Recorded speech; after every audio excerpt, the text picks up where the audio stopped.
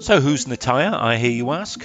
Well, she's a friend of mine who used to run a Thai restaurant in the small town I lived in, 25 years ago. And this is her recipe. Tender, meltingly soft beef and potatoes in a rich fragrant sauce. Definitely comfort food on a chilly day. Here's the ingredients list. I'll put a copy of these down in the comments below so you can copy. Our first job is to make the spice paste. Top and tail the lemongrass and remove the outer tough leaves. Chop it roughly and into the blender it goes. Along with everything else on the list. The onions, the handful of coriander leaves and stalks, the chillies, fish sauce. Now let's talk shrimp paste. In the West, you'll probably need to get it at an Asian grocery store.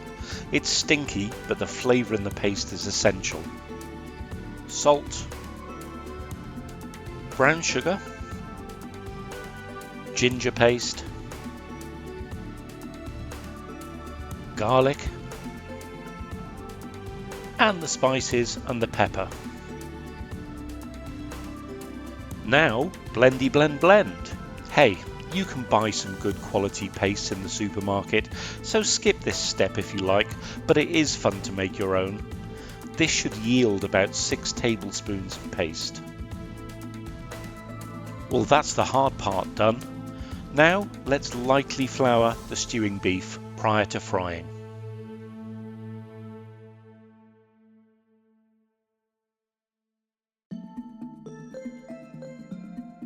Heat the oil and in batches fry them.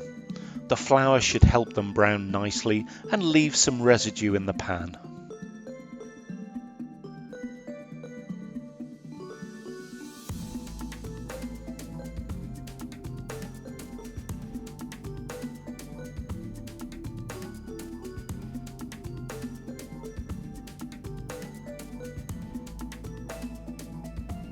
Once the beef has cooked and been removed from the pan, turn the heat down a little and add in the spice paste.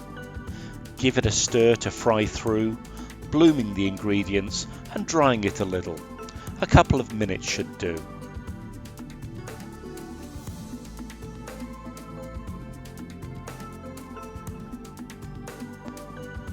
Add in the beef stock and the coconut milk and give them a stir to combine. Make sure you give any bits stuck at the bottom of the pan a good scrape.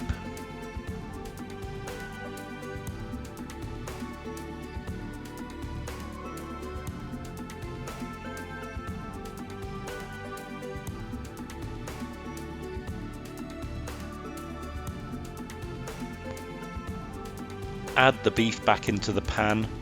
You can add the black pepper at this point as well. Try not to make a mess like I'm doing.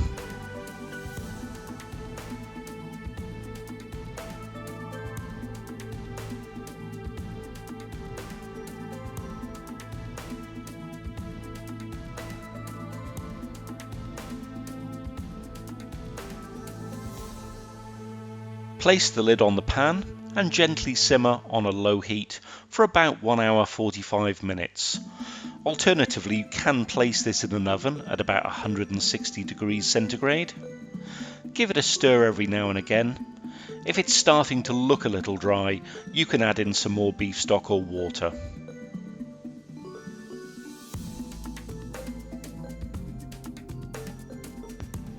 Just before this time, you can cut your waxy potatoes into a similar size as the chunks of beef you have.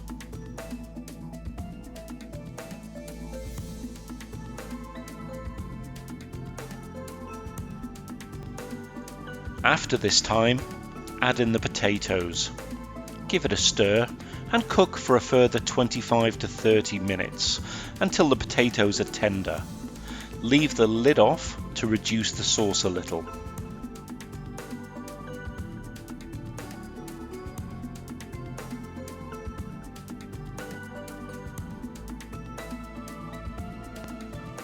So right at the end, test the potato to make sure it's cooked.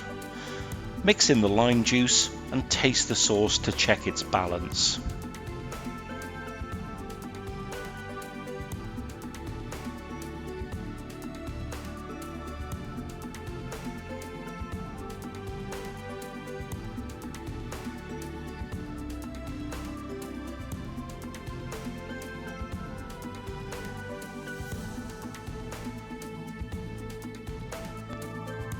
Serve the curry on a bed of rice with a sprinkling of coriander, some fresh chillies, and a wedge or two of lime. Any spare lime can go into the post-cooking vodka and coke.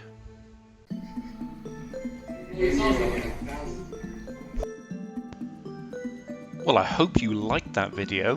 Why not give it a thumbs up and show me some love? And also consider subscribing. Well, that's all I've got for you this week, so until next time, bye!